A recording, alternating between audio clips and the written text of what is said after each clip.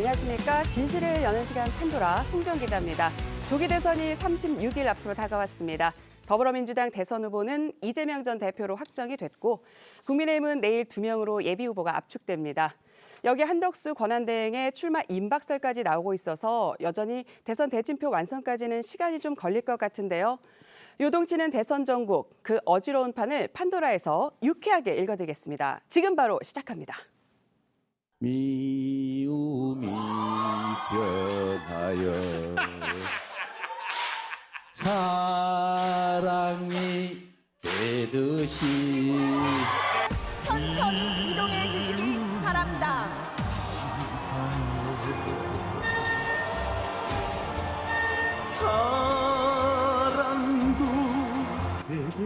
반드시 승리하고 정권을 탈환하겠습니다. 완전히 새로운 나라, 희망과 열정 넘치는 진짜 대한민국을 만들어서 보답하겠습니다.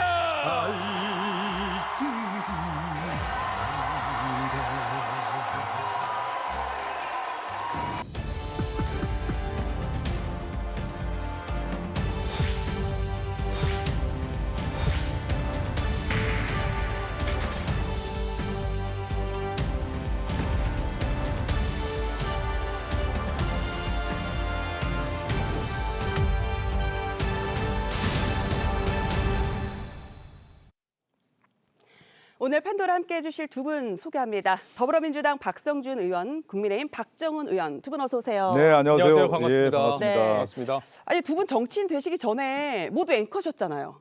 예. 오늘 이 방송 선배들께서 찾아주셔서 제가 이제 좌청룡 우백호처럼 양옆에 버텨 계셔서 이제 든든하게 시작을 좀 해보겠습니다.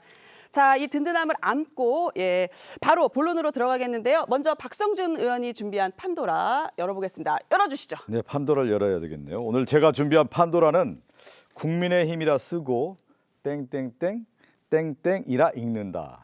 땡땡땡 땡땡이라 읽는다. 5글자예요. 이거 맞추기 좀 어려울 것 같은데 정답은요? 제가 맞추는 거죠? 그럼요. 예.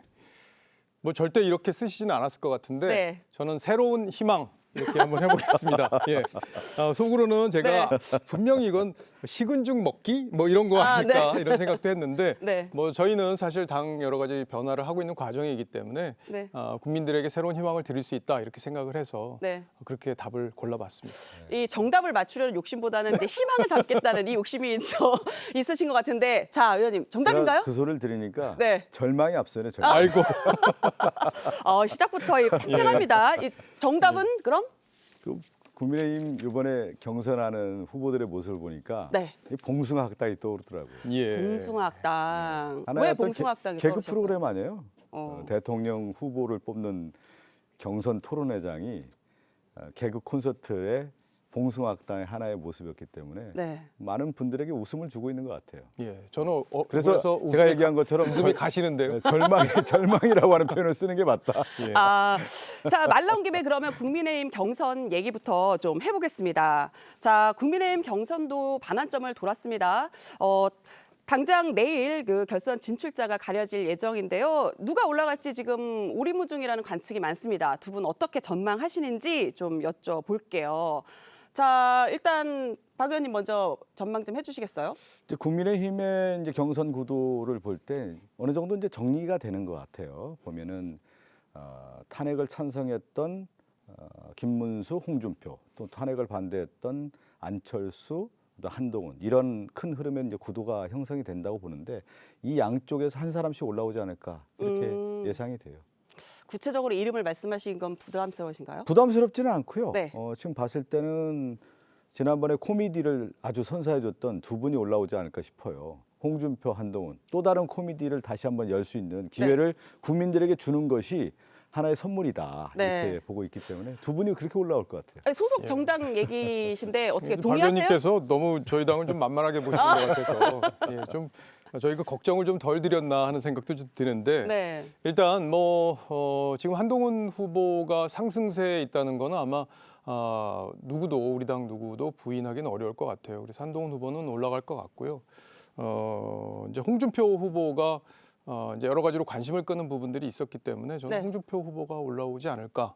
네, 그렇게 해서 두 분이 결선 매치를 하지 않을까 싶은 생각이 있는데 그래서 개인적으로는 내일 발표되는 결과에서 그냥 결론이 좀 났으면 하는 바람도 있습니다. 왜냐하면 이재명 후보가 지금 민주당은 선출이 됐기 때문에 우리도 빨리 후보를 뽑아서 대응을 해야 된다 이런 생각이 있습니다. 결선으로 가지 말고 그냥 내일 결정이 됐으면 좋겠다. 예, 제 희망입니다. 네, 그렇지 예, 않으면 이제 5월 3일 날 후보가 이제 최종적으로 결정이 되는 건데요. 맞습니다.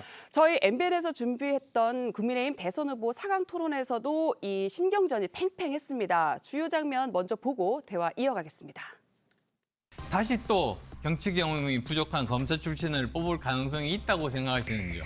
자, 안 후보님처럼 길게 정치하는 정치로서 국민들께 저는 소홍받을 수 없다고 생각해요. 저는 짧은 정치지만 금투세 투쟁에서 민주당이 이겼고 가상화폐 과세 막아냈고 금정선거 역전승했고 윤 대통령의 과오를 지적하면서 용기 있게 싸웠습니다. 그리고 결정적으로 폐업을 막았습니다. 결국은 뭐 검사하신 것 그리고 또 윤 대통령이 시켜준 그 일들밖에는 없다고 저는 그렇게 받아들이겠습니다. 그냥 마음대로 받아들이시네요, 항상. 네, 받아들입니다. 예, 받아들이십시오. 자, 만약 제가 대통령이 되면 저한테 비판하실 일이 있으면은 그때도 절대로 댓글로 하시지 말고 만나자 그러면 제가 만날 테니까 절대 댓글은 다시면 안 된다.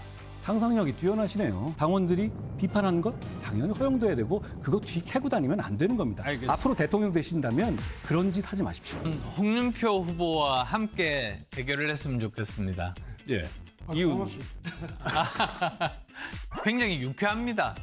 사실 서로 이렇게 싸우고 나도 서로 기분이 나쁘지 않습니다. 저는 이재명 하겠습니다.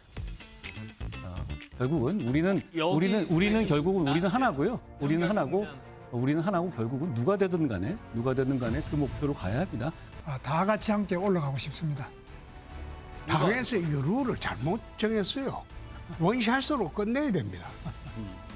여기서 또 이기본들 한덕수 대행하고 또 해야 되거든요. 세상에 이게 선거 앞두고 이런 경우가 어디 있습니까? 그래서 저도 누구라고 이야기하고. 네, 영상 보고 오셨는데요. 일단 좀 천천히 얘기를 해보겠습니다. 이번 토론 일단 누가 잘한 것 같은지 짧게 이름만 얘기 좀 해주시겠어요? 한 명만. 짧게요? 네, 한 명만. 뭐 짧게 이름을 얘기하기보다는 네. 우리 이제 지혜로워야 되거든요. 토론에서 꼭 이기려고 하는 사람이 꼭 지는 경우가 많거든요. 제가 이런 고사를 하나 인용하면은 논쟁에서 이기면 친구를 잃는다는 말이 있어요. 네. 그러니까 논쟁에서 지면 기분이 나쁘지만 논쟁에서 꼭 이기려고 하면 이제 친구를 잃기 때문에 특히 대선 같은 경우에서는 예의를 찾지 않으면 네. 대선이 끝난 이후에 이게 사분열되고 하나로 모으기가 어려워요. 그래서 경선에 있어서도 충분한 예의를 갖춰야 되는 건데 저기에서 볼 때 가장 못한 사람을 꼽는다고 하면 저는 한동훈 후보인 것 같아요. 한동훈 후보. 꼭 이기려고 하잖아요. 그리고 이제 토론이라고 하는 것은 상대에게 공간을 열어줘야 돼요. 룸을 열어줘야 되는데 네. 그 공간을 닫고 있기 때문에 그런 면에서 저는 역으로 네. 가장 못한 사람을 꼽으라고 하면 한동훈 후보일 것 같아요. 토론은 잘했지만 이게 지지율로 올라가지 않을 것이다. 이런 취지로 말씀하시는 건가요? 아니 이제 그 지지자들에게는 이제 하나였던 그 기분을 좋으는 하나였던 활력소가 될 수도 있겠죠. 저런 네. 토론 방식 자체가. 그렇지만 많은 사람들에게 이제 공감대를 형성할 수 있는 큰 그릇을 만들어줘야 되거든요. 네. 그릇의 크기를 보여주는 게 이제 토론인데 네. 그릇의 크기를 좀 작게 보여주는 것 같아요.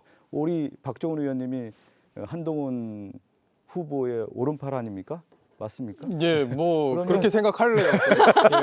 오늘 여기서 여기서 이제 뭐 박 의원님께서 네. 우리 한동훈 후보가 가장 못한 후보라고 지금 평가를 해주셨는데 네네. 전 개인적으로 좀 민주당이 가장 껄끄러워하는 후보기 때문에 그렇게 평가한 게 아닌가 그런 견제하는 생각이 거다. 듭니다. 왜냐면요, 이제 물론 토론이라는 게 그릇을 담는 그런 중요한 무대이기도 합니다. 근데 과거에 이재명 대표가 토론했을 때도 사실이 아닌 얘기로 윤석열 후보한테 왜 조영 씨한테 커피 타줬어요? 이렇게 물어보지 않았습니까? 그런 행동들은 그 사실도 아니었는데 그렇게 공격적으로 얘기를 해서 프레임을 씌우려고 했던 그런 것들을 보면 그러니까 토론의 본질은 자신이 갖고 있는 논리와 비전을 보여줌으로써 상대방보다 우월하다는 거를 입증하는 거거든요. 네. 결국엔 유권자들한테 그런 것들을 보여주는 무대이기 때문에 저는 한동훈 후보가 그런 면에서 굉장히 탁월한 토론을 했다. 이렇게 네. 보여지고요. 또 상대 후보들 중에 김문수 후보나 또 지금 이제 3강 구도를 형성하고 있는 홍준표 후보의 경우에 여러 가지 문제점들이 토론 과정에서 드러난 부분들이 있었어요. 예를 들어 책에 쓴 내용을 물었는데 그 내용을 모른다든지 본인이 공약했던 것을 바꿨는데 왜 바꿨는지도 모른다든지 그런 부분들이 드러났기 때문에 이제 한 후보가 상대적으로 저는 토론을 잘했다고 평가하고 싶고요. 다만 이제 우리 당에 오랫동안 정치를 해오신 우리 홍준표 후보나 또 네. 많은 분들 우리 TK 지역에서 지금 지지를 받고 있는 김문수 후보나 이런 분들도 본인들의 비전은 충분히 설명할 수 있는 기회였다 이렇게 보여집니다. 상대적으로 민주당 토론회는요 관심이 없었어요. 혹시 보셨어요? 관심 없었다. 아니, 저는 이제 기자니까 거기까지만 일이니까. 하죠. 예. 네, 아니 국민의힘에서 어쨌든 이제 두 분이 뽑히고 내일 이제 3시 발표가 나잖아요. 그리고 나서 이제 또 5월 3일 날 최종적으로 이제 결정이 되면 결국은 이제 지금 분위기로는 한덕수 권한대행이랑 또다시 이제 단일화 협상이 될 가능성이 지금 제기가 되고 있습니다. 말이 나온 김에 저희가 한덕수 권한대행 이 얘기로 좀 넘어가 보겠는데 이거 짧게 yes or no 단답형으로 대답을 주시고 이후에 이제 그 내용을 좀 풀어서 질문을 이어가 보겠습니다. 첫째, 한덕수 권한대행 출마한다 yes, 안 한다 no. 자, 먼저 저는 no. no. 출마 안 한다. 네, 그거는 뭐 다시 설명드리겠습니다. 네. 출마한다. 예스. 출마한다. 예스. 예. 자, 다음은 한덕수 권한대행 출마한다면 완주한다. 예스. 중도 포기한다. 노. 먼저 하실까요, 이번에는? 노. 중도 포기한다. 중도 포기한다. 출마는 하지만 중도 예. 포기한다. 저도 no라고 해요. 노. 예. 자, 마지막으로 국민의힘 대선 후보 누가 됐든 한덕수 권한대행과 단일화한다. 예스. 그렇지 않다. 노. no. 저도 노. 예. 어차피 단일화는 한덕수 권한대행이 오더라도 이뤄질 수 없다. 자, 그럼 좀 더 자세히 얘기를 좀 해보겠습니다. 그 한덕수 권한대행 출마 시기가 이제 최대의 관심사잖아요. 다음 달 1일 사퇴하고 그 다음 날인 2일 바로 출마 선언에 나선다는 단독 보도가 오늘 나오기도 했습니다. 이런 보도 가능성이 어느 정도 된다고 보세요? 그러니까 1일 날 지금 이제 출마하신다는 거잖아요. 보도 나온 걸 보면. 네. 그러니까 5월 10일하고 11일 날 후보 등록을 하기 때문에 본인이 나올 의사가 있다는 걸 보여주기 위해서라도 어쨌든 사퇴는 하실 것 같아요. 근데 이제 제가 한덕수 권한대행에게 말씀드리고 싶은 게 있어요. 이거 한 가지만 생각해 보시고 결정을 하셨으면 좋겠습니다. 네. 만약에 국민의힘 후보가 선출이 됐는데 그 후보가 단일화를 안 하겠다 이렇게 말했을 땐 어떻게 하실 거죠? 저는 그 부분이 한덕수 권한대행께서 가장 고민해 봐야 되는 지점이 아닌가 싶습니다. 만약에 지금은 여러 후보가 있기 때문에 우리 후보들이 좀 약해 보이는 측면이 있지만 네. 한 명의 후보로 선출이 되고 나면 국면이 바뀌어요. 그렇게 되면 컨벤션 효과도 있고 후보가 여론 지지율이 상승할 가능성이 있습니다. 그럼 상대적으로 한덕수 대행에 대한 관심이나 이런 것들이 떨어질 수도 있고요. 근데 이제 우리 후보가 선출이 됐으니까 우리 당에서는 어느 누구도 한덕수 얘기를 하기가 어려워져요.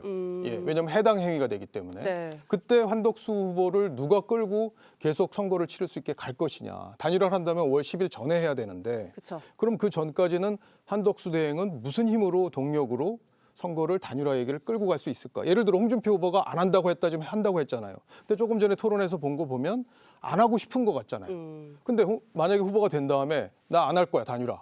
그러면 한덕수 후보는 출마할 수 있을까요? 한덕수 권한대행이 이 단일화를 끌고 갈 동력이 전혀 없다라고 보시는 거예요? 누가 지지해주는 세력이 없기 때문에. 세력이 없기 때문에. 예, 지금은 뭐 박수영, 성일종 이런 의원들이 우리 당에서도 나와라 이렇게 계속 네. 권유를 했고 우리 지지층에서도 나와야 된다는 의견이 많은 건 사실이에요. 그러나 세력이 없이 정치를 하기는 좀 어렵습니다. 그리고 돈이 필요해요. 선거할 때 보통 400억 정도 듭니다. 근데 그 돈을 만약에 무소속으로 치러야 된다면 치를 수 있을까요? 그렇다면 결국에는 누군가의 지지 선언을 하고 끝날 수 있는 가능성까지 본인이 생각하시고 네. 저는 결단을 하셨으면 좋겠다고 생각합니다. 박성주 의원님, 네네. 한덕수 권한대행이 이제 출마 안 할 거라고 얘기를 하셨잖아요. 그 노의 의미는 여러 네. 가지죠. 출마를 해서는 안 된다는 의미죠. 노.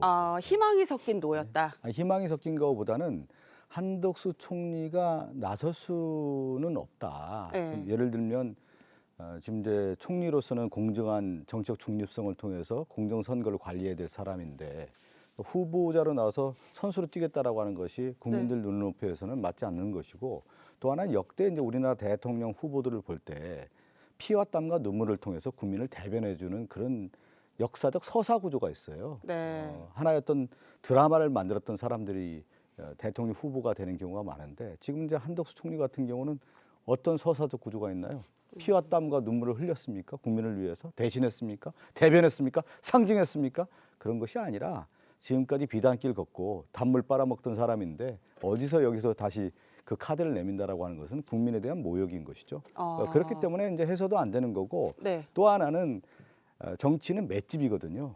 맷집이 있어야만 그 선거 과정에서 충분히 견딜 수 있는 힘이 있는 건데 네. 한 번도 맞아본 적이 없기 때문에 제대로 한 번 맞으면 그냥 중도 포기할 중도 거라고 포기할 보시는 수밖에 없는 거예요? 거 그걸 누가 때리냐. 네. 한덕수 총리를 뒷받침해줬던 국민의 힘이 이제는 네. 한동훈 지금 벌써 이제 박정훈 의원이 한덕수 총리를 좀 상당히 디스하고 있지 않습니까? 제가요? 그러면 지금 디스하고 있잖아요. 제가 못 언제 나온다고 디스를 했잖아요. 중도 부정적으로 포기한다는 것 자체가 뭐냐면 실제 네. 그러한 경쟁력이 없다라고 하는 것을 선언하는 거란 말이죠. 네. 그것이 1차적 허들을 어디서 넘어야 되는 거냐면 한덕수 총리는 국민의힘에 있는 허들을 넘어야 되는데 그 허들을 넘을 수가 없다라는 거예요. 그러니까 자. 최종적으로 저는 한덕수 총리는 시간적으로도 그렇고 물리적으로도 그렇고 아까 얘기한 것처럼 필요 충분 조건이라고 하는 경우는 정당에서의 강력한 힘을 뒷배를 만들어줘야 되는 건데 그 힘이 없기 때문에 추동력이 없는 것이죠. 여기서 이제 그만큼 힘이 없는 것이죠. 이 한덕수 권한대행 이 단일화 관련해서 어쨌든 두 분 다 부정적으로 말씀을 주시는데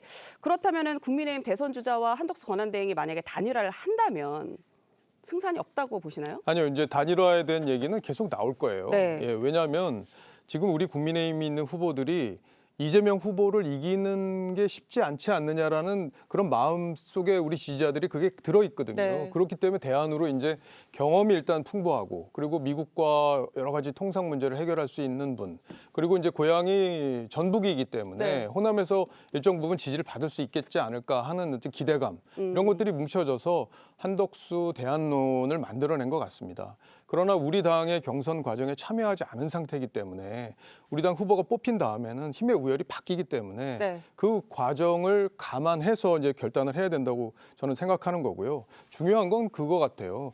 대통령은 어떤 구도로 만들어지질 않습니다. 네. 시대 정신을 갖고 있는 사람이 만들어내는 거거든요. 저는 윤석열 정부가 실패한 게 행정 권력을 남용한 측면이 있기 때문에 실패했다고 봐요. 그런데 분명히 이재명 후보도 의회 권력을 남용했습니다. 네. 그거 우리 국민들이 다 알고 있고요. 탄핵을 30번이나 했는데 그중에 대통령을 제외하고는 아무도 헌재에서 민주당이 원하는 판결을 받지 못하지 않았습니까? 그거에 대해서도 민주당 책임을 가져야 되고 국민들이 그거에 대해서 의회 권력을 남용했다는 생각을 갖고 계세요. 그렇기 때문에 이 두 가지 비정상적인 행위를 이번에 정리해야 된다. 네. 그리고 정상 국가로 가야 된다. 저는 이게 이번 대선의 시대 정신이라고 봅니다. 그럼 그 시대 정신을 누가 실천할 수 있느냐가 중요한 거지. 이게 전북 출신이기 때문에 뭐 표를 더 갖고 오고 이런 정치 구도상으로 이 문제를 바라봐서는 오히려 성공하기가 어렵다. 저는 네. 그런 의견을 갖고 있습니다. 제가 의회 권력 하나 이제- 남용 말씀하셨는데. 아니 이제 그 하나 언급을 해야 되는 것은 네. 시대 정신 얘기를 하셨는데 지금 이번 대선에서 가장 큰 시대 정신은 이제 국가 정상화이거든요. 민주주의를 회복하고 또 하나는 경제를 이제 회복하는 차원에서의 대선 시대 정신을 할 수가 있는데 그러면 그 시대 정신을 담보할 수 있는 사람이 누구냐를 뽑는 거 아니겠습니까?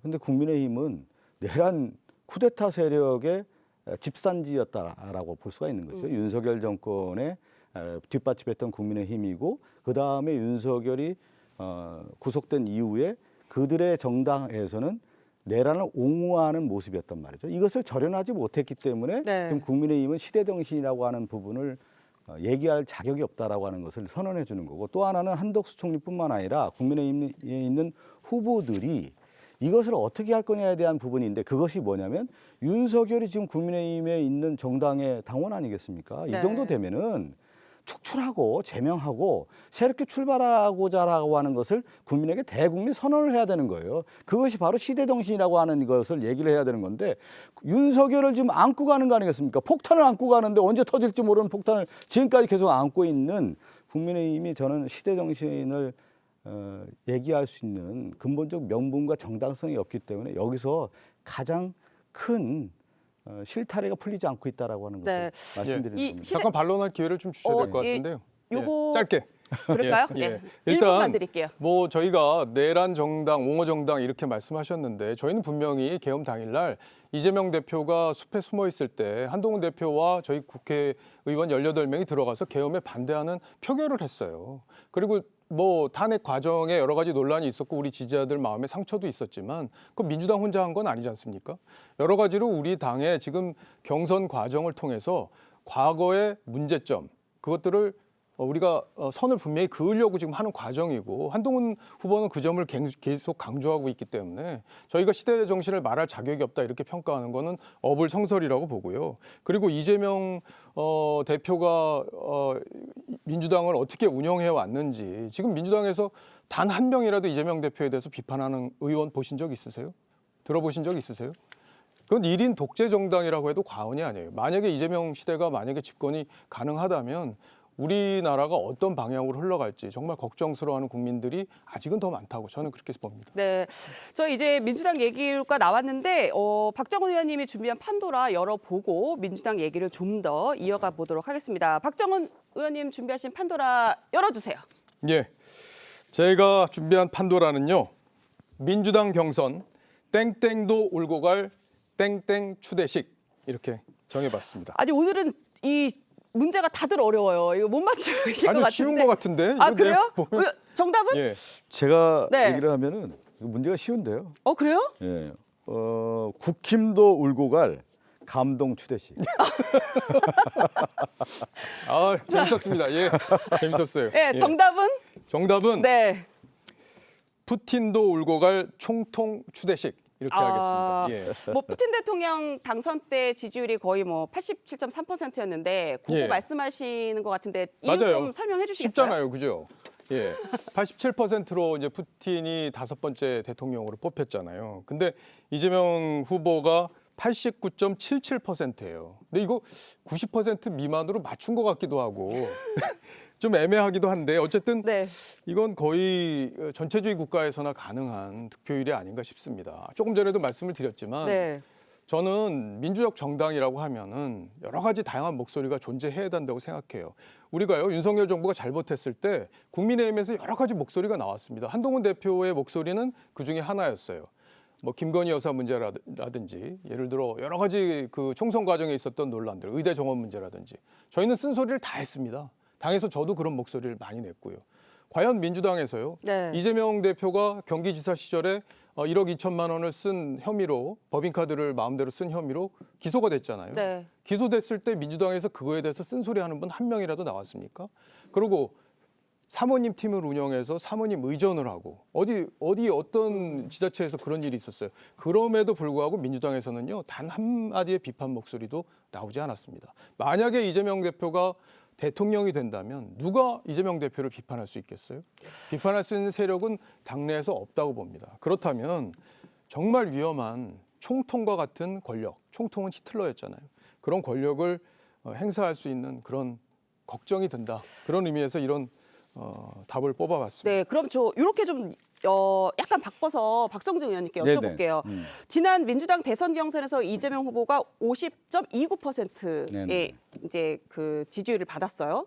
근데 이제 이번에는 거의 90%대 육박하는 지지율을 받았단 말이에요. 그때의 이재명 후보와 지금의 이재명 후보 어떤 게 달라져서 이런 결과가 나왔다고 보세요? 이제 그 한 후보가 지지율을 이 정도 받았을 경우에는 그 과정이라는 게 있잖아요. 네. 보면 이제 이재명 후보가 이렇게 높은 지지율을 받았다는 것은 저는 몇 가지 요인이 있다고 봐요. 네. 첫 번째는 윤석열 정권 들어서서 그 고난과 역경을 딛고 일어났다라고 하는 부분이 이제 가장 국민들에게 다가갈 수 있었던 부분인 것 같고, 두 번째는 저는 업적이라고 봅니다. 그 업적이 뭐냐면 성남시장과 경기도지사 그리고 민주정당 안에서 대통령 후보 이전에 당대표로서 네. 리더십을 확고하게 뿌리내리기가 굉장히 어려워요. 근데 당대표로서 확고한 뿌리를 내리고 지난 총선에 승리하고 이번에 이제 대통령 후보가 됐다라는 부분, 업적이라고 하는 부분이 있는 거고, 세 번째는 그러면 누가 더 일을 잘할 수 있느냐에 대한 비전에 대한 제시를 볼 때 이재명 후보가 그런 세 가지 요건이 필요 충분 조건으로서 네. 강력한 이제 후보가 됐다라고 볼 수가 있겠고, 제가 그 지난 2022년도에 50.29%라고 했잖아요. 네. 근데 처음에 이제 당 대표가 나왔을 때는 77%를 얻었습니다. 그 다음에 그 당대표 연임할 때는 85%였단 말이에요. 지금 이재명 후보가 됐을 때 89.77%였습니다. 이건 뭐냐면 우리 당내에서도 그렇고 국민 여론조사에서도 그렇고 네. 아 이제는 이재명 후보에게 맡겨서 일을 해야 되겠구나. 한번 마음껏 일해봐라. 강력한 지지를 보냈기 때문에 이 결정체로서의 이재명 후보가 됐다. 이렇게 봐야 되는 겁니다. 그러면 이재명 후보가 사실은 이제 각종 여론조사에서 뭐 상당히 높은 지지율을 갖고 있는 거는 부인할 수 없는 상황인데 여전히 이 사법 리스크라는 변수가 남아 있어요. 그 박성준 의원님 이 대법원 전원합의체에 이제 그 사건이 해부가 됐고 심리가 빠르게 진행되고 있는데 이 언제쯤 선고 날 거라고 좀 보세요? 저는 이제 이재명 후보에 대한 이제 야당 대표였고요. 네. 이제 민주당의 공당의 이제 후보였는데 윤석열 정권의 가장 우선순위는 뭐였을까요? 야당 대표를 정적 주기 위한 검찰의 동원에 의해서 검찰 리스크를 만든 것이죠. 그것이 공직선거법이 됐든 뭐 허위사실 유포가 됐든 이런 모든 것들을 기획 수사를 통해서 여기까지 왔던 건데 이것을 하나하나 이재명 후보가 극복해왔고 네. 그것을 이제 국민들에게 인정받았는데 저는 그 사법 리스크라는 표현은 맞지 않은 것 같고 이제는 대통령 선거가 임박한 이 시점에서는 이제 국민의 시간으로 가서 국민의 어떤 선택의 시간이라고 볼 수가 있는 거고 네. 이미 이제 국민들이 눈높이에서 봤을 때 윤석열 정권이 결국은 야당 대표를 죽여서 영구 집권 결국은 군사 쿠데타를 모색했다라고 하는 것이 국민들이 눈과 귀를 통해서 확인한 거 아니겠습니까? 그것은 바로 네. 이것이 저는 모든 리스크를 이재명 후보가 극복했고 그것을 확인하는 자리가 어제 이재명 후보의 89.77%라고 하는 강력한 지지율이 그만큼 보여주고 있다고 봅니다. 네.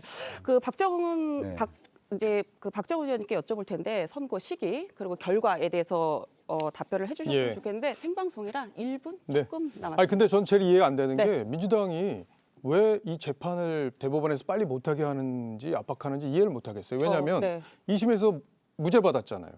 그리고 이 대법원에서 확정 판결로 무죄가 나오면 민주당한테 좋은 거 아닌가요? 그럼 빨리 해달라고 그래야 되는 거 아닌가요? 왜 이걸 하면 안 된다고 계속 지금 저는 하면 안 된다는 얘기를 하지 정청래 않았는데. 최고위원도 그 하면 안 된다고 사법이 정치에 개입하는 거라는 식의 참정권을 국민 참정권을 이제 건드리는 거라는 식의 말씀을 하셨고 여러분들이 그렇게 말씀하고 계세요. 그만큼 민주당 자신이 없는 거예요. 네. 이 거짓말한 부분은 명확해요. 이 거짓말한 것이 선거법을 위반했느냐에 대한 판단이 1심과 2심이 달랐을 뿐인데 네. 저는 합리적인 우리나라의 최고의 법관들이 모여 있는 대법원이라면 빨리 이 문제 원래요 9개월 만에 끝났어야 되는데 30개월 걸렸어요. 그럼 네. 한 달 안에 끝내야죠. 이미 한 달 안에 끝낸 전례도 있습니다. 네. 아니 오늘 두 분 하실 말씀이 엄청 많은 것 같은데 생방송이다 보니까 시간이 되게 부족한데 저희가 다음에 한 번 더 모시고 이 남은 얘기들은 좀 더 이어가 보도록 하겠습니다. 오늘 말씀 잘 들었고요. 이제 두 분과는 여기서 인사드리겠습니다. 감사합니다. 네, 감사합니다. 고맙습니다.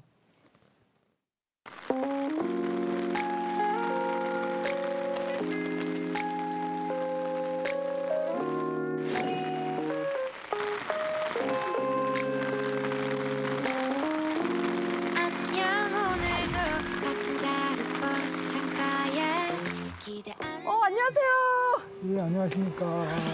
네, 안녕하세요. 악수를 할 수가 없어서 저 송정 기자입니다.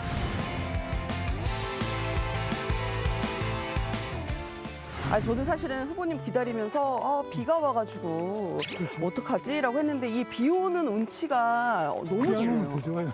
비 안 오면 더 좋아요?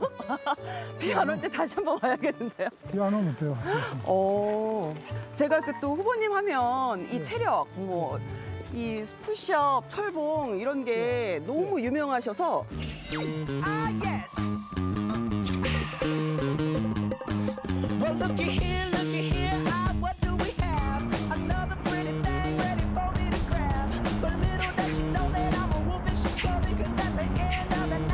저희가 이거 하고 하면 되지.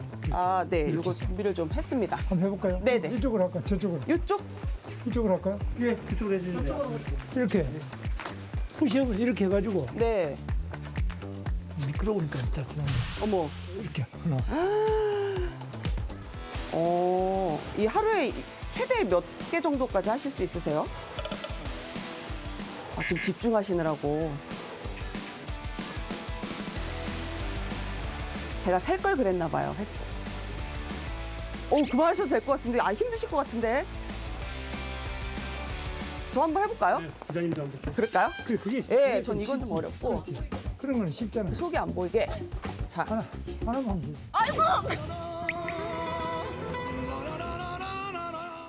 시작.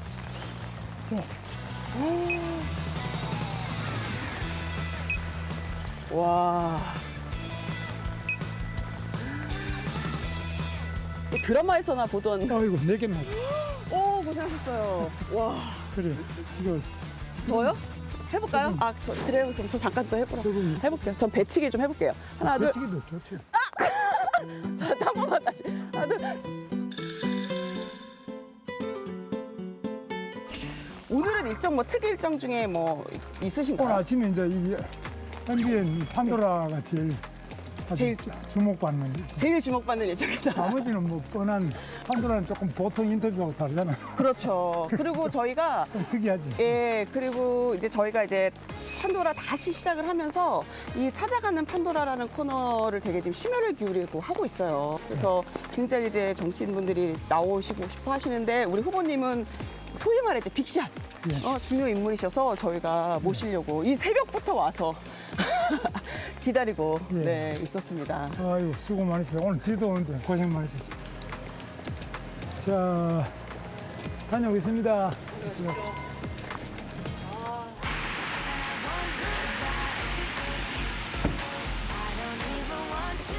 안전벨트를 매셔야지. 비가 내리는 아주 고시한 아침입니다. 네, 봇비가 내리는 상쾌한 아침에.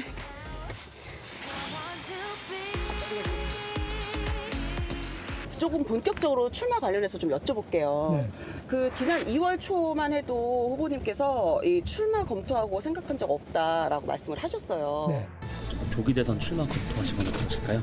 전혀 검토하거나 생각한 건 없고요. 조기 대선 요인이 있는지 없는지 가능성으로서는 존재하겠지만 현실적으로는 아직 단정할 수 없죠.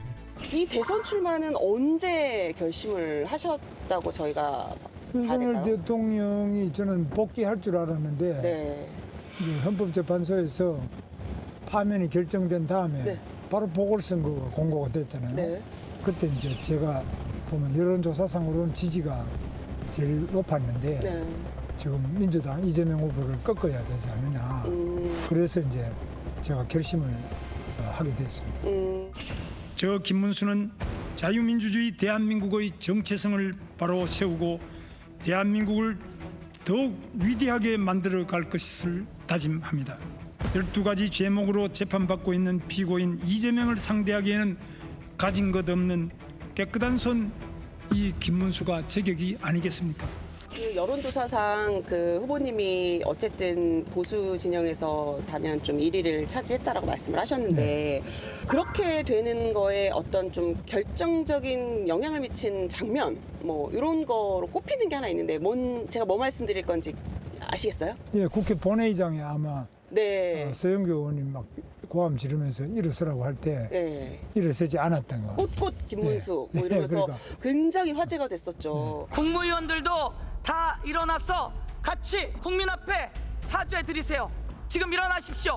자, 다 같이 일어나세요. 자, 국무위원 모두 다 국민 앞에 100배 사죄 드린다고 지금 다시 크게 인사하십시오. 사죄합니다 하십시오. 시작. 사죄하십시오. 제가 다시 한번 하겠습니다. 근데 사실 다른 국무위원들이 모두 일어서서 이제 사과를 할 때 혼자 이렇게 딱 앉아 있기가 사실은 쉽지 않을 것 같은데 당시 심경이 어떠셨어요? 그때는 굉장히 고함을 많이 지르기 때문에 네. 서영교 의원이 지르는 게 아니라 그분만이 아니라 당시 다 야당 의원들 옆에 다 중심으로. 제일 가깝게 우리 국무위원하고 붙어 있거든요. 네. 바로 옆에서 그냥 계속 고함을 지르는데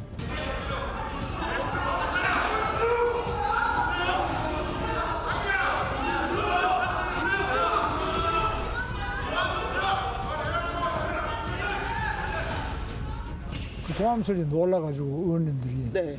우리 장관님들이 국무위원들이 다 일어섰죠. 네. 저는 이건 너무나 부당하고 또 그 이야기하는 것도 부당하지만은 발언대에서 불러내서 뭐 사과를 하라, 절을 하라는 게 아니라 우리 앉아 있는데 전부 다 일어서서 그렇게 하라라는 이런 거는 일종의 폭력이죠. 그래서 그런 부분에 대해서 제가 응할 수 없다고 생각해서 앉아 있었습니다. 저는 뭐 어릴 때부터도 그런 부당한 폭력에는 응한 적이 없습니다. 아니 이번 국민의힘 경선 이제 출사표 던지시기 전에 윤석열 전 대통령하고 마지막으로 좀 통화를 하신 게 언제쯤이세요? 제가 이제 그 선거 날짜가 공고되던 국무회의 날, 그날에 제가 국무회의에서 사의를 표하고 제가 불가피하게 국무위원직을 그만두게 돼서 감사하다고 제가 인사를 드리고 그 다음에 나와서 대통령께 전화를 드렸습니다. 임명해 주셨는데 이번에 불가피하게 그만두게 되었다고 말씀을 드렸습니다. 윤 전 대통령이 뭐라고 말씀을 주시더라고요? 하여튼 수고 많았다 그러시는 제가 오히려 또 대통령 그동안에 뭐 구속도 되시고 고생을 많았었다고 하여튼 너무 애를 많이 쓰셨고 고생 많으셨는데 하여튼 감사하다고 그런데 대통령 임명해 주신 분이니까요. 감사한데 제가 그만두게 되었다 이렇게 말씀을 드렸습니다. 그 이재명 후보를 이길 수 있으면 한덕수 아니라 김덕수라도 함께 해야 된다. 이 빅텐트의 범위는 어디까지라고 좀 보세요? 범위는 뭐 무한대라고 저는 생각합니다. 무한대다. 왜? 우리가 이재명 후보를 이기지 않으면 나라가 위기에 처한다. 또 우리 경제 민생이 매우 어려워진다라는 것을 느끼는 저희들 국민들 다수가 원하는 것은 정말 누구가 나오든지 간에 이재명 후보를 꺾어달라. 이 간절한 염원이 있습니다. 만약에 경선에 승리를 하시면 본선 경쟁자가 될 이제 이재명 후보 관련해서 조금 여쭤볼게요. 이재명 후보와의 이제 인연이 사실 있으시잖아요. 그 후보님이 경기도지사실 때 이재명 후보가 성남시장. 뭐 에피소드가 많은데 뭐 일일이 다 아는 말씀 못 드리지만 딱 기억에 남는 에피소드 한 가지. 자기 형님이 이제 저를 계속 보자고 한다고.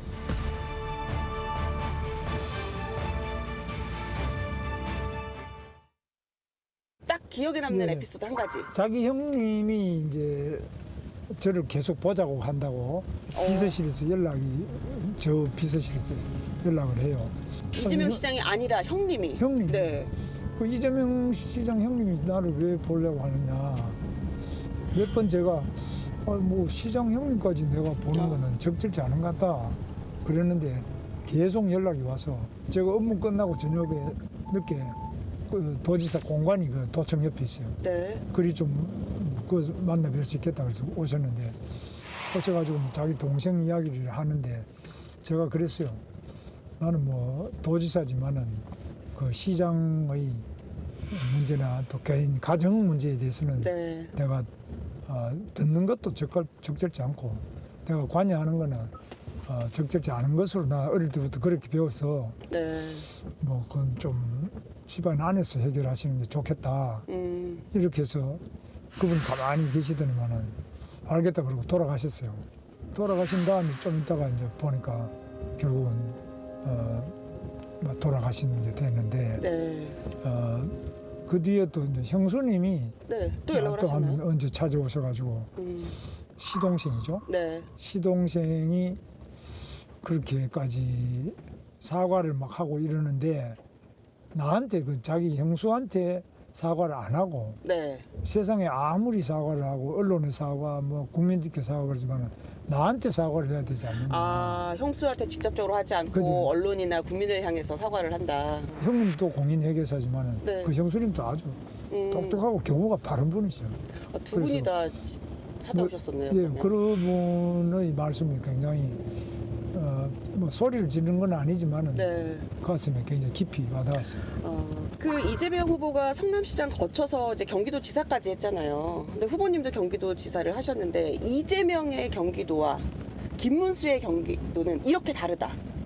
제가 경기도지사를 할 때는 뭐 엄청나게 많은 개발을 했어요. 대장동이 30만 평인데 우리는 뭐 거의 몇천만 평을 개발했습니다. 예를 들면 판교 신도시도 대장동보다는 거의 뭐 한 10배 가까이 큽니다. 네. 그다음 광교, 수원의 광교 네. 신도시, 남양주의 다산 신도시, 평택의 고덕 신도시, 삼성전자 평택 공장 세계 최대 공장 제가 유치했잖아요. 이런 거 다 했지만 저는 그 개발로 인해 가지고 한 명도 구속되거나 제 자신에 대해서 뭐 어떤 스캔들, 수사 이런 거 한 번도 받은 적이 없죠. 그 점이 가장 크다 이렇게 생각합니다. 아니 지금 말씀하신 거 들으면서 제가 이 캠프 홈페이지나 이 영상 같은 걸 보면요. 네. 청렴 영생 부패 즉사라는 말이 많이 나오더라고요. 네. 청렴 영생 깨끗하면은 영원히 살고 부패 즉사 부패하면 즉시 죽는다 이렇게 해가지고 그거를 화장실 남자들 소변 건데 그 앞에다 딱 써붙였습니다. 제가 이제 만들어낸 네. 진짜 신조면서 신조입니다. 제가 만든 말입니다. 아 이게 있는 말이 아니라 만들어내신. 예, 제가 청렴 영생이라는 말을 네. 청렴하면 영원하고. 영원히 살고 네. 부패하면 즉시 죽어버린다. 탐관오리라는 사람은 뭐 잘 사는 것 같지만 곧 이건 죽게 되고 이 가난하게 깨끗하게 산 사람은 지금 죽어도 영원히 산다. 네. 그런 뜻으로 제가 만들어 봤는데 네. 제가 서당에 좀 다녀가지고 서당 다니셨어요? 그래서 네. 좀 그런 점에서 적절한 말이다 싶어서 그 민주당 이재명 후보를 이길 수 있는 김문수 후보만의 무기 이런 게 있다 얘기를 해주신다면 어떤 게 있을까요? 그는 오직 뭐 누구보다도 이재명 후보를 잘 알고 네. 또 이재명 후보보다 깨끗하고 네. 이재명 후보가 한 어떤 것보다 업적이 있다. 저희가 지금 그 후보님 캠프로 가시는 이 차 안에서 지금 인터뷰를 하고 있는데 보면은 이제 아침 출근길이 항상 좀 이렇게 정체되거나 이런 게 심하잖아요. 네. GTX 최초 구성자로 알려졌는데 맞나요? 그렇습니다. 제가 이제 네. 당시에 경부 고속도로가 너무 막혀서 경부 주차장이라고 별명이 그랬습니다. 경부 주차장? 예. 네, 그랬어요. 도지사 되기 전부터 이 수도권의 교통 체증 이걸 어떻게 해결할 거냐 교통 전문가하고 같이 네. 굉장히 연구를 많이 했는데 지하에 바로 철도를 만들자. 네. 제가 이제 2006년부터 도지사를 했으니까 이명박 대통령이 이제 취임하면서부터 취임 준비위원회 때부터 하자 그랬는데 그때는 이제 이거 하자 그러니까 반대하는 사람들이 첫째는 야당이 다 반대하고요. 그다음에 두 번째는 우리 대통령도 이렇게 이명박 대통령도 보시더니만은 당신이 대통령 되면 그때 하라고. 안타깝습니다. 제가 대통령 되면 바로 A, B, C, D 바로 지금 완공시키겠습니다. 바로 완공시키겠다. 예, 그거 뭐 하려면 금방 할 수 있습니다. 저희 이 찾아가는 판도라 마지막 질문인데요. 네. 지금 이 시점에 국민들에게 들려주고 싶은 노래가 있으시다면 어떤 노래인지 그리고 그 이유는 뭔지 얘기 좀 해주세요. 뭐 저는 딴 것보다 지금 봄이 참 좋잖아요. 네. 그래서 우리 아버님이 계속 부르시던 노래 하나 우리 아버님 생각하면서 한번 불러보겠습니다. 네, 좋죠. 봄이로구나 봄 이리 봐도 봄 저리 봐도 봄. 와, 아니 이 봄이라는 게 참 그 뭔가 희망도 갖게 되고 좀 기대감이 많이 생기는 그런 계절인 것 같아요.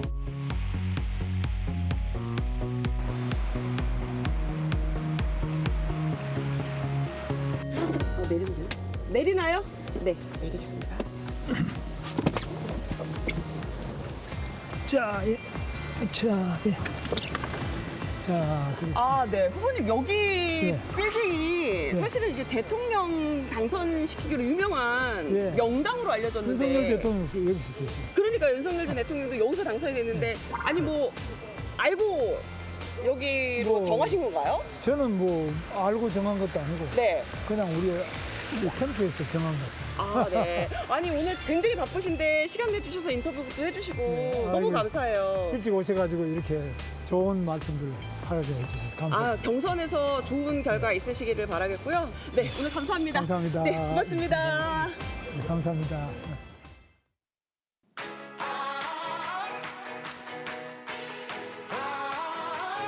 지금까지 이런 정치권 얘기를 풀어드리는 곳은 없었을 겁니다. 시청자 여러분의 궁금증을 해결해드리기 위해 저희 판도라가 나섰는데요. 이름하여 판도라 일타 강사. 정치 고수이면서 현직 교수이신 분들입니다. 홍익표 전 더불어민주당 원내대표, 김근식 전 국민의힘 비전 전략실장 모셨습니다. 두 분 어서 오세요. 안녕하세요. 반갑습니다. 네.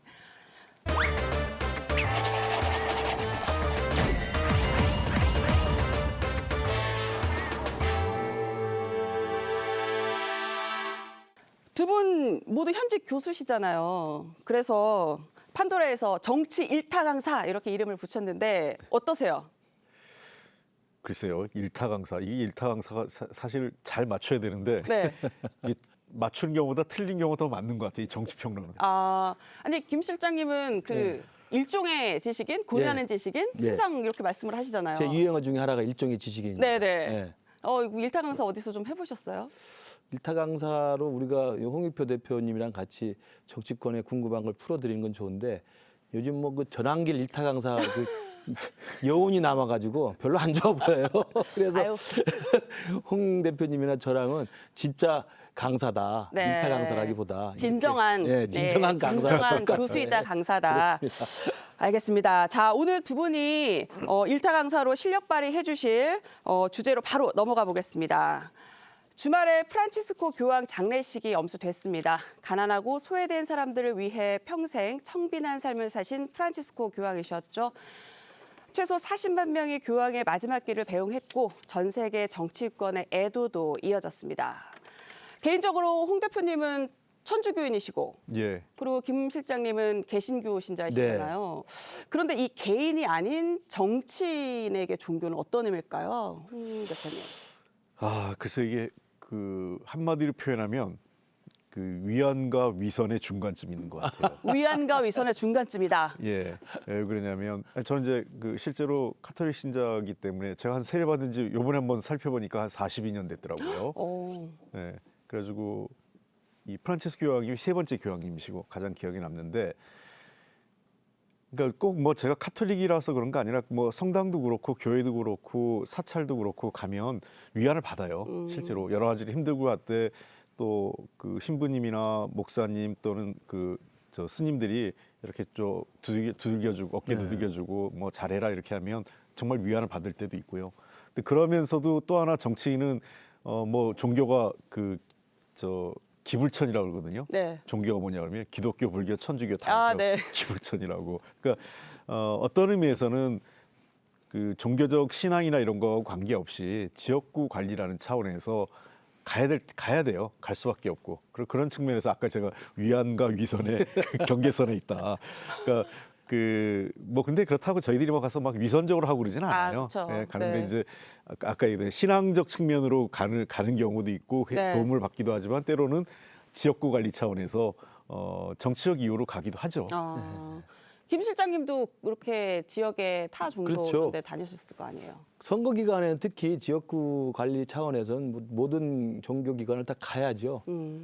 가면 제가 이제 조심스러워하는 건 저도 이제 처음에 초짜 정치인 할 때는 잘 몰랐는데 교회 가서 또 마이크 한 번씩 좀 인사를 하잖아요. 네. 또 성당 가서도 하고 또 사찰에 가서도 하는데 그때마다 이게 다르더라고요. 교회에 가서는 성도님이라고 합니다. 근데 성당에서는 교우님이라고 해주는 게 맞아요. 그다음에 사찰에 가서는 또 신도님이라고 해야 돼요. 사찰에 가서 성도님 그러면 되게 기분 나빠요. 그러니까 그런 게 그것부터 조심해야 되겠더라고. 그러니까 각 종단이 쓰는 용어에 대해서도 신경 써서 써주는 게. 형식적인 또 그 순서도 많이 있고 그다음에 또 말할 때 그 지칭하는 용어들이 조금씩 다르거든요. 네. 그걸 신경 많이 써야 되고 저도 뭐 아까 우리 홍 대표님 위안 말씀하셨지만 저도 젊었을 때는 뭐 정말 그 혈혈 청년이었기 때문에 애럴 청년이었기 때문에 세상을 다 바꿀 것처럼 생각했지만 개인 차원에서는 종교를 갖는 게 신앙을 갖는 게 이 겸손하고 절제할 줄 아는 그런 되돌아볼 수 있는 기회가 될 것 같아요. 그래서 지금 우리나라 정치권 모두가 저는 개인적으로 다 하나씩 신앙을 가졌으면 좋겠어요. 스스로 좀 겸손하게. 모두가. 네. 저희가 이제 종교 얘기를 좀 해봤는데 정치권에서 종교만큼이나 가까이 하는 게 있죠. 바로 한국의 전래 신앙인 무속인데요. 최근 관련 뉴스가 또 주목받고 있습니다. 무속인 건진법사 전성배 씨 얘기입니다. 집에서 현금 1억 6,500만 원이 나왔는데 이 중에 5천만 원은 비닐로 포장된 채 한국은행이 적힌 관봉권 형태였습니다. 윤석열 전 대통령 취임 3일 후인 2022년 5월 13일이란 날짜와 시간도 적혀 있었는데요. 물론 건진법사는 기도비라고 얘기를 하고 있습니다. 홍 대표님, 이 보통 관봉권은 개인에게는 이제 직접 갖는 일은 없다라는 게 은행 관계자들의 얘기인데, 그러면 건진법사는 누구에게 관봉권 형태의 이 돈 뭉치를 받았을까요? 좀 추측을 해볼까요, 저희가? 자, 이 관봉권을 다룰 수 있는 기관이 몇 개 안 됩니다. 네. 그러니까 이제 한국은행에서 이걸 나가니까요. 그러니까 이제 관봉이라고 해서 최초에 이제 돈이 찍혀 나오면 딱 포장된 상태에서 네. 주로 이제 한국은행이 돈을 누구한테 줍니까? 한국은행은 개인 거래하지 않잖아요. 금융기관으로 돈을 줍니다. 그러니까 관봉 형태로 금융기관에 가니까 금융기관에서 그거를 만질 수 있는 사람은 그 아주 핵심 고위 관계자였긴 없죠. 그리고 금융기관이 그 돈을 개인한테 안 주죠. 그렇게요. 네. 그럼 다 일단 풀어가지고 자기네 예를 들면 국민은행이면 국민은행 띠지 이렇게 붙이잖아요. 그렇게 해서 그 일정 금액 단위로 포장을 하게 돼 있는 거고, 그 다음에 주로 가는 데가 정보기관, 국정원, 그 다음에 이제 아니면 이제 대통령실 네. 이런 이제 권력기관에 그 돈 일부가 갑니다. 그런 일종의 특활비라든지 소위 공적 목적에 사용하도록 하는 일종의 공적 자금이죠. 그거를 사용할 수 있는 데는 금융기관에서는 절대로 안 늘렸을 거예요. 그렇게 주지 않죠. 자, 그렇다면 그 공공기관, 정부기관 사이드에서 나갔을 가능성이 높은데 국정원 아니면 대통령실 또는 뭐 총리실 등등 몇몇 기관 외에는 그 돈이 빠져나갈 데가 없기 때문에 이거는 수사기관에서 수사하면 금방 나옵니다. 그 시기에 날짜도 있기 때문에 네. 그 날짜에 관봉권 찾아간 기관이 몇 개 없을 거예요. 딱 기록돼 있을 겁니다.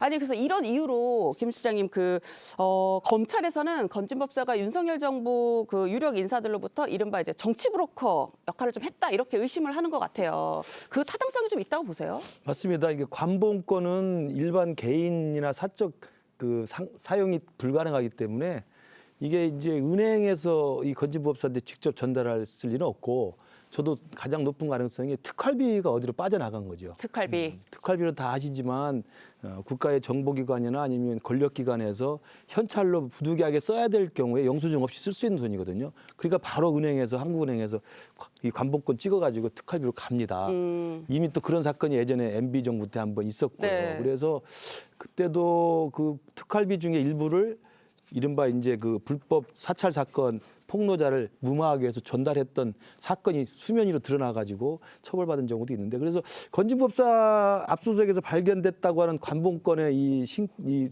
화폐는 지폐는 그래서 특활비에서 나올 가능성이 저는 가장 높다 생각이 드는데, 또 한편으로는 네. 그런데 이 건진법사도 보통 사람이 아닐 텐데 이걸 왜 집안에 뒀을까라는 생각을 해보면 제 이제 추측입니다만 이것도 일종의 과시용이에요. 과시용이다. 이 봐라, 나는 관봉권으로 받은 돈이 있다. 일반 돈이 아니다. 너희들하고 관봉권이다. 다르다. 너희들도 돈 기도비 좀 받을 수 있지. 나는 차원이 달라. 나는 대통령실에서 바로 받은 거야. 관봉권 있어?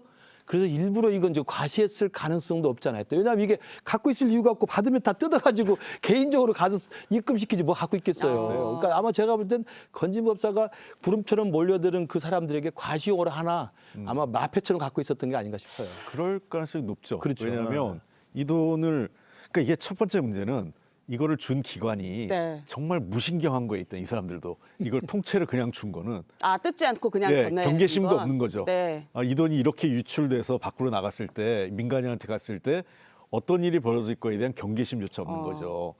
안 그러면 재포장하면 되는 거거든요. 네. 근데 그러지도 않았다는 거죠. 그리고 또 하나 이런 그 기관이 나중에 조사하면 알 텐데, 이 돈이 간 기관이 권력기관이라는 측면에서 지금 얘기하는 것처럼 브로커들한테 청탁 차원에서 받은 돈은 아닐 거로 봐요, 이 성격은요.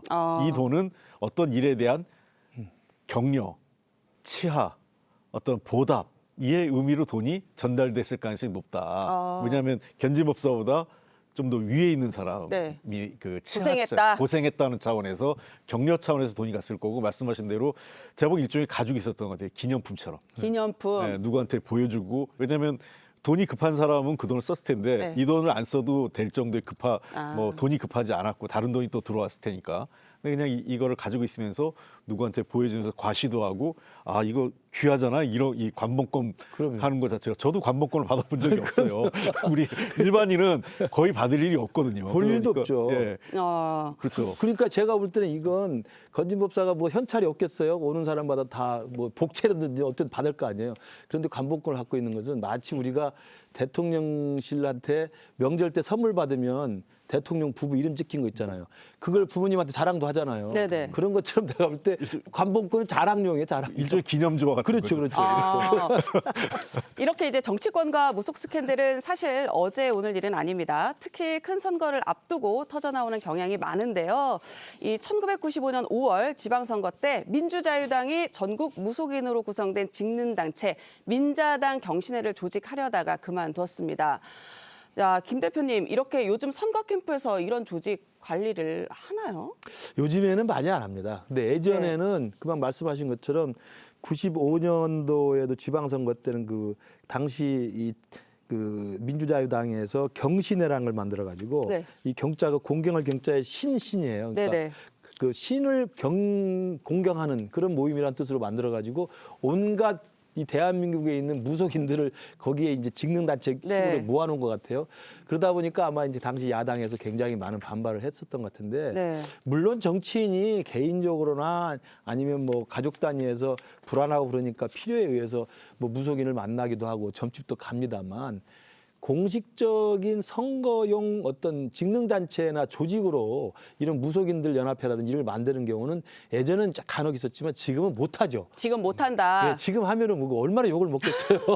아니 저도 국회 출입할 때 뭐 정치인이 뭐 선거 때 용한 점집 갔었다. 불안하니까요. 그럼요. 그리고 뭐 예전에는 국회의원이 보좌진 뽑을 때 그거 좀 오래된 얘기긴 한데 뭐 조금 이 합을 좀 봤다 이런 얘기를 들었거든요. 그럼 이 정도면 과연 이게 오래된 정치권의 문화인가? 이런 생각 저는 사실은 조금 개인적으로 들던데 어떤가요?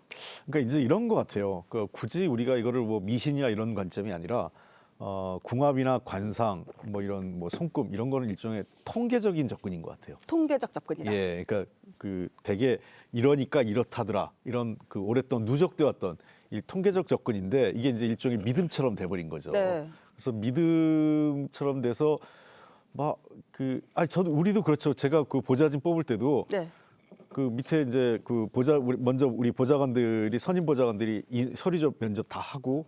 그래서 정리돼서 몇 명을 추려서 와요. 그러면 최종적으로 제가 인터뷰를 하는데 인터뷰할 때 우리는 그냥 인상이라고 그러죠. 관상이라고 안 하고 그 사람이 주는 첫 인상이랄까 뭔가 그런 거에 대한 이 느낌이 있어요.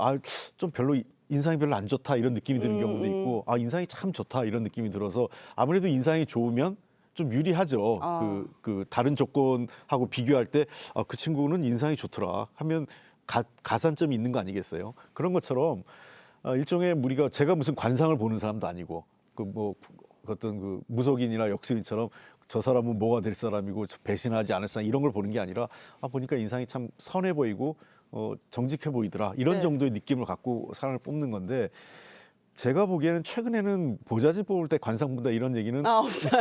들어본 적 없고 그렇게 뽑았다는 사람을 본 적은 없습니다. 얘기가 돌면 말이 나오겠죠. 예, 그렇죠. 예전에는 뭐 지금은 안 그러겠습니다만 우리 유력 그 일간지에서도 기자를 뽑을 때 면접 볼 때 뒤에서 그 관상 보는 무속인이 그 면접 보는 사람의 그 응모자죠. 응모자의 관상을 봤다고 그런 적도 있었잖아요. 그런 말이 있었죠. 그러니까 그 정도로 이제 왜냐하면 이제 자기 회사인데 자기 회사에 진짜 모르는 사람을 새로 뽑는데 들어와서 이제 해가 될 수 있는 사람인지 아닌지를 궁금하니까 또 불안하니까 뭐 그런 면에서 이제 무속인이나 이제 관상가를 옆에 뒀다는 말도 있었는데 지금은 아닐 거고요. 다만 제가 볼 때는 사람 얼굴이 드러나는 게 있습니다. 지금 홍 대표님이나 저 같은 경우 나이가 이제 60줄 다 되는데 미안합니다. 제가 좀 거의 다 됐는데 같이 묻어가서 죄송한데 홍 대표님 저나 인상 보면 일단 선하잖아요. 좋잖아요. 우리 송혜커도 마찬가지고. 그러니까 사람이 나이 들면 그 사람이 살아온 길과 그 사람이 마음속에 있는 생각과 행동이 얼굴에 드러나는 건 분명히 있어요. 네. 그렇기 때문에 그 사람의 얼굴을 보면 아, 참 괜찮다라는 인상을 가질 수가 있기 때문에 네. 그 정도면 충분한 거지. 뭐 무속인 옆에 앉아가지고 저 사람이 배신할 상이고 뭐 어떨 상이고 이렇게 관상을 보고 뭐 명리학이나 역술학을 따져보는 건 전근대적이죠. 아니 왜 제가 정치권 이 문화냐고 여쭤봤었냐면 17대 대선이었던 것 같아요. 외신에서 무속이 기술 강국 한국에서 부활했다 뭐 이런 보도가 난 적이 있어요. 그래서 그러면 외신은 우리나라를 한때 좀 그런 문화가 있는 걸로 보지 않았을까라는 생각에 이제 여쭤봤고 과거에 역술, 무속 이걸 너무 이제 가까이에서 논란을 빚은 적이 좀 있잖아요. 네. 홍 대표님 혹시 먼저 기억나시는 사례 있으세요? 기억나는 사례가 제법 있죠. 뭐 멀리 갈 필요도 없잖아요. 우리 이 김건희 여사 또 이 왕자 써가지고 네네. 이게 그거 유명했었지 않습니까? 대선 기간 중에 아주 유명했고 그래서 이 현 정부 지난 정부죠 이미 지난 정부 출범했을 때 농담 삼아 했던 얘기가 검사 정권이었잖아요. 네. 그래서 검사 위에 여사 위에 법사 이런 얘기를 우리가 많이 했고 그거 말고도 또 많죠. 또 박태준 네. 그 민자당 최고위원이었죠. 민자당 최고위원 헬기 타고 원래 설날 때 고향 방문했다가 네. 그거 넘어서서 그것도 본인이 민자당 최고위원인데 포스코 헬기를 그건 약간 공적 개념이 없는 거죠. 자기가 그 헬기를 타면 안 되는 거죠. 근데 그 포스코 헬기 타고 대규모 소형행원 데리고 그 유명한 역술인 찾아가가지고 했던 게 화제가 됐고 뭐 많죠. 그리고 제일 기억나는 건 나는 저 누구야 하늘궁 얘기하는 거 있죠. 허경영 씨 공중부양 대통령 선거에 직접 나와서 본인이 나는 공중부양 하늘궁 얘기하면서 아예 본인이 그런 이 희한한 얘기들을 하신 기억도 아주 재밌습니다. 그러니까 자기가 공중부양한다고 하면 다 요즘은 허위사실 공표로 잡아갑니다. 그리고 대표적인 게 이제 대통령 선거에 나가는 분이나 총선에 나가는 분은 불안하니까 이제 본인은 아니더라도 주위 사람들이 보는 경우가 종종 있습니다. 그런데 대표적인 게 우리 DJ가 사실은 대통령 선거를 계속 떨어졌잖아요. 그러니까 계속 떨어지니까 얼마나 더 불안하겠어요. 그러니까 아마 97년 결국 대선에서는 이제 됐는데 97년 대선 직전에 많이 나왔습니다만 그 선친의 묘소를 다 이장을 하지 않습니까? 네, 맞습니다. 이것도 이제 뭐 모르겠습니다. 이게 이제 그 풍수하고 또 이 역술하고 연관이 얼마나 있는지 모르겠습니다만 그게 다 선거에 임하고 선거를 뛰어서 이길지 질지를 모르는 불안한 상황에서 주위 사람들이 그런 조금의 심리적 위안, 아까 위안 말씀하셨습니다만 위안을 얻기 위해서 그러저러한 여러 가지 것들을 좀 관심을 갖는 건데 제대로 올바른 정치를 하면 전혀 그 문제되지 않습니다. 신경 안 써도 됩니다. 이 시종일관 자신감. 선거를 하면 이런 얘기예요. 이겼을 때는 이긴 100가지 이유가 있고 지면 졌다고 하는 100가지 이유가 있어요. 그러니까 이런 거죠. 나중에 가면 이런 아까 얘기했던 뭐 선침 묘도 이장해야 되고 뭐도 해야 되고 했어요. 근데 그런 거 안 믿하고 안 했어요. 그럼 떨어지고 나면 그런 걸 안 해서 진 거야. 이런 얘기가 이제 수두룩하게 나오니까 특히 큰 선거, 대통령 선거 이런 데면 총력전이잖아요. 뭐라도 그런 얘기가 나면 안 하면 찝찝한 거예요. 그러니까 아마 유력 대선 후보 중에 김대중 대통령 경우만 얘기 아니라 그 선친 부친이나 선친의 묘를 이장한 경우는 좀 여러 경우가 있고요. 그렇죠. 그리고 무속인하고 연결된 사람도 많아요. 아니 그래서 지금 대선 후보들도 보면 명당 해가지고 당사 뭐 더 잘하시겠지만 국민의힘 같은 경우는 특정 건물에 지금 후보 예비 후보 4명인가가 입주하고 막 그러셨잖아요. 캠프 명당짜리 자꾸 그러는데요. 그거 다 소용없습니다. 다 소용없으니까? 그럼요. 그래서 지금 홍 대표님이나 저 같은 올바른 정도를 걷는 정치인들은 이게 일종의 지식이니까 우리 자신감을 가지고 이야기하는데 저도 그래서 총선 때 또는 경선을 치렀기 때문에 경선 치르면 우리 당원들이나 우리 당직자들이 불안하죠. 그러면 이것저것 사주도 물어봐요. 그러면 저는 안 보지만 사주를 하도 귀찮으니까 저 같은 경우는 사주를 알려주면서 생시는 제가 말을 안 해줍니다. 괜히 알려줘서 좋다고 하면 그렇지만 안 좋다고 하면 기분 나쁘고 그러니까 아예 말을 안 해주고 짐작해하고 어떤 거 좋다고 나오면 기분 좋으니까 계속 열심히 하라고 그러고 안 좋다고 그러면 그 생시를 안 알려줬으니까 틀렸을 거라고 생각하는 거죠. 그래서 저는 그 유명한 정치인들, 특히 실제 현장에서 뛰는 정치인들은 생년월일시에서 생시까지 포함하는 사주를 많이 알려줄 필요가 없어요. 없다. 그걸 오히려 신비주의로 갖춰놓는 게 나아요.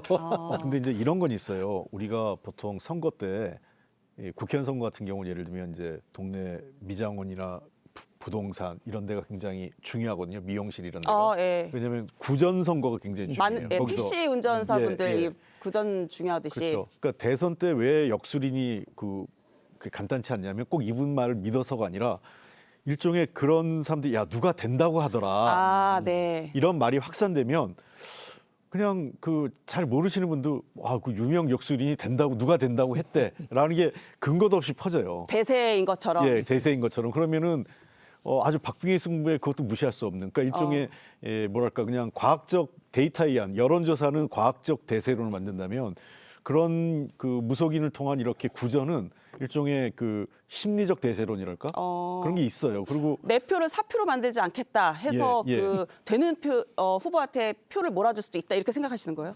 그러니까 이런 거죠. 유명 역술인 누구가 했는지 안 했는지 몰라요. 근데 소문이 그렇게 퍼집니다. 유명 역술인들 있잖아요. 그러니까 이 업계에 네, 있죠. 무속인 말고 역술인들이요. 그러면 역술인 홍길동 씨가 누가 된다고 하더라. 그러면 사람들이 거기에 관심을 갖게 돼요. 진짜 그 사람이 되는 거 아니야?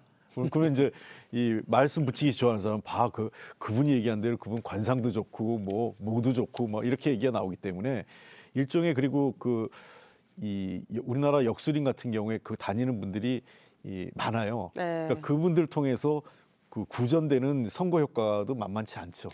일단 그 1991년부터 최근까지 역술, 무속신앙 등을 키워드로 이 정치 섹션 보도만 검색을 해보면 갈수록 건수가 늘어나고 있다고 하더라고요.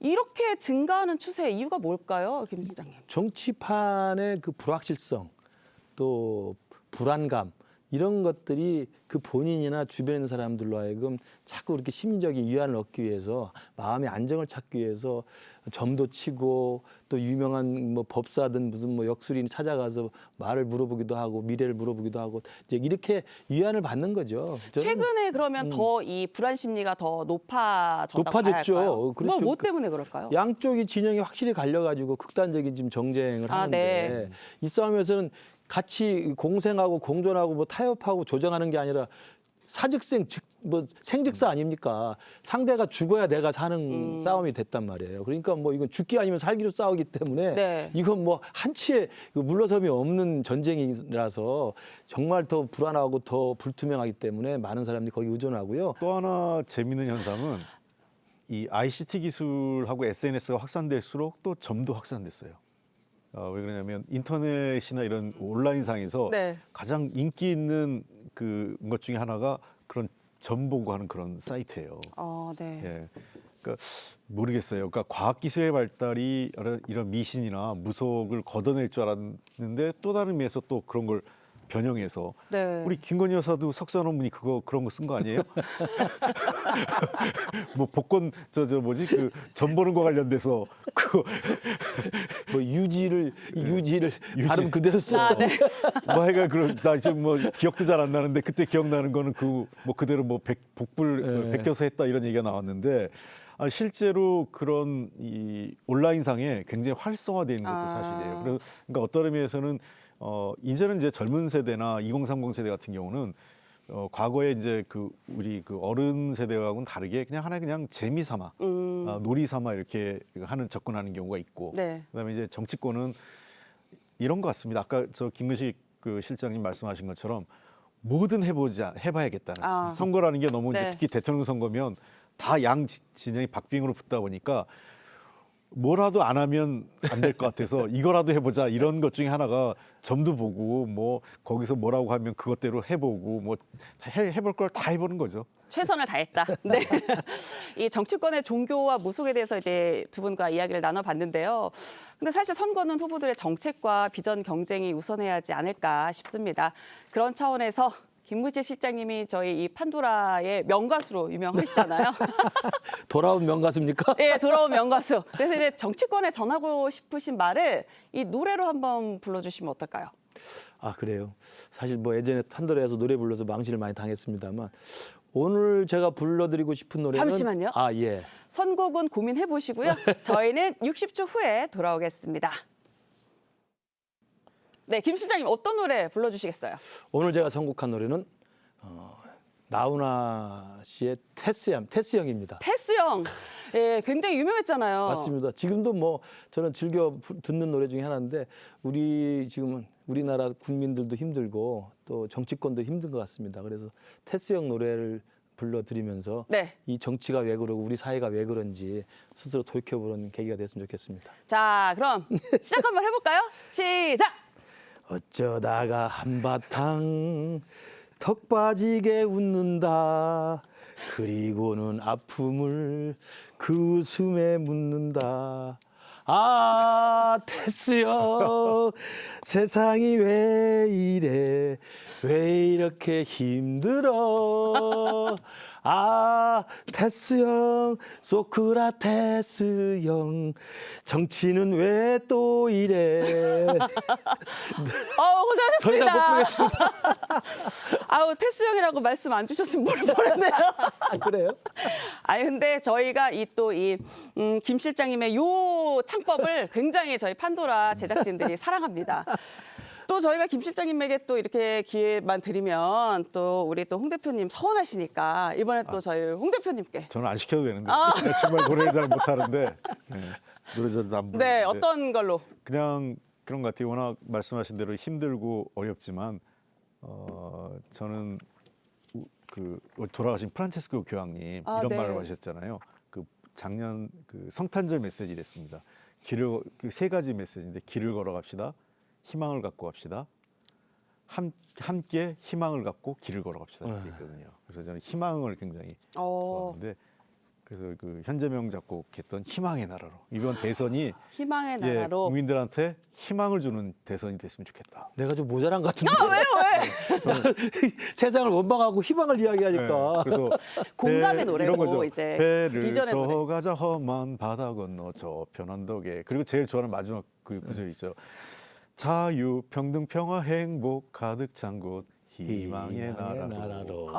그 희망의 나라로 갔으면 좋겠어요. 네. 역시. 이렇게 또 화음도 넣어주시네요. 화음 넣으면 노래 버려요. 아유, 훌륭했습니다. 자, 오늘 준비한 내용은 여기까지입니다. 함께해 주신 두 분 감사드리고요. 판도라는 다음 주 월요일 밤 10시 10분에 다시 찾아오겠습니다. 시청해 주신 여러분 고맙습니다. 고맙습니다.